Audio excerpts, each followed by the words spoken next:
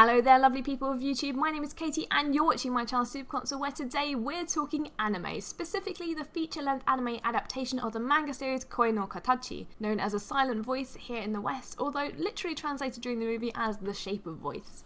Now, to set the scene, it's a huge rarity to ever have a cinema screening of anime here in the UK, so when I saw the beautiful movie poster up in the train station near my work, I immediately bought a pair of overpriced London cinema tickets without even really knowing the emotional rollercoaster I was getting myself into. Directed by Naoko Yamada from Kyoto Animation Studio, known for her involvement in the K-On! Movie, among other anime TV shows, Yoshitoki Oima's heartfelt story and dreamy art style truly comes to life in this 2-hour condensed version of her 7-volume long manga. It tells a sensitive and emotional story of regret and school bullying, following two central characters, a deaf schoolgirl called Shoko Nishimiya and the boy who mercilessly bullies her in her primary school days, Ishida Shoya. From Shoko's first day of school, she immediately stands out.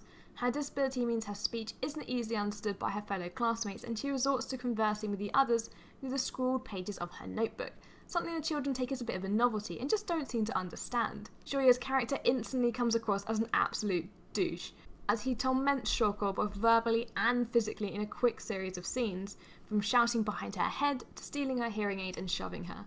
But he's not alone in this. From the few classmates who join in on the jokes to the teachers and other kids who just stand back and let it happen. Eventually, Shoya becomes the ultimate scapegoat for all of Shoko's harassment, hated by all of his classmates, and Shoko transfers school, no longer able to handle the constant teasing. Feeling guilty about his disgusting behaviour, an older Shoya seeks redemption, learning sign language, and looking to reconcile with Shoko. While A Silent Voice eagerly deals with dark themes like loneliness, depression, and self-worth, it never feels too somber, with enough gags and heartwarming sequences to lift the mood. Did I cry though? Yes I did. But then again, I have a little sob at basically every episode of Kuzu no Honkai, so there we are. In terms of the animation, A Silent Voice is brought to life in a beautiful pastel colour palette, with some more vivid spots like the bridge over the koi pond and intricate details, allowing you to quickly immerse yourself into the anime's Japanese setting. Each backdrop was gorgeous, and the ambient background music and environmental noises help keep the focus on the varying sound levels, from the long, chilling silences to the loud bangs of fireworks that you could literally feel vibrate through you, which is how I imagine Shoko experiences the world herself, and sound in particular. I absolutely loved the main song, Aiko's Koi no Shita no wa, which you should go listen to right now, but wasn't so keen on the use of the Who's My Generation in the opening scene. It just felt really weird and just not for me. The animation direction cleverly tackles the theme of self-worth and anxiousness by focusing and framing the camera on the lower half of many scenes, directly avoiding looking into the eyes of the cast on screen. Instead, KyoAni highlights subtle movements and body language, like the way Shoya scuffs his feet, or Shoko's hands as she speaks sign.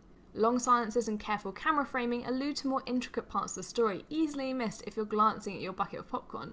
I loved how Yamada didn't feel the need to subtitle every sign conversation, forcing the viewer to watch the characters' hands and expressions closely to search for their own meaning and interpretation, in a clever way to convey the difficulty Shoko has understanding the exchanges around her. Having never read the original source material, I can't really comment on how the anime stacks up to the manga, although I hear from the Koi no Katachi subreddit that it follows the story pretty closely, aside from a few subplots and a slightly different ending, so look that up at your own risk. For me, the characters all felt very believable, as did their friendship politics. But come on now, how much does Shoya's buddy Tomohiro Nagatsuka look like Steven Universe? When the credits started rolling, I did sit there for a while feeling a little unsatisfied with the ending and the loose ties it left behind, especially with the sub-characters. For me, there just wasn't enough development or time spent to understand side characters like Satoshi Mashiba. Was he a good guy, a bad guy? What were his motives in randomly wanting to become friends with Shoya one day? I have absolutely no idea, although I'm pretty sure it's explained in the manga. There just simply wasn't enough time in the movie to get a really good understanding of each single member of the colourful cast of characters. I really enjoyed my time watching A Silent Voice, and although many reviewers out there will try and compare it directly to the other recent anime blockbuster,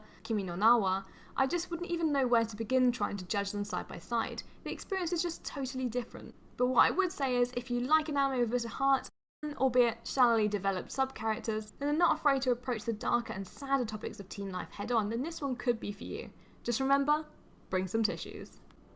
Thank you very much for watching. Do let me know if you are going to go see A Silent Voice at the cinema when it comes out near you, or maybe you've seen it already. I'd love to hear your thoughts. Remember, if you liked this video, make sure to hit that like button. Otherwise, I'll see you on the next one. Bye!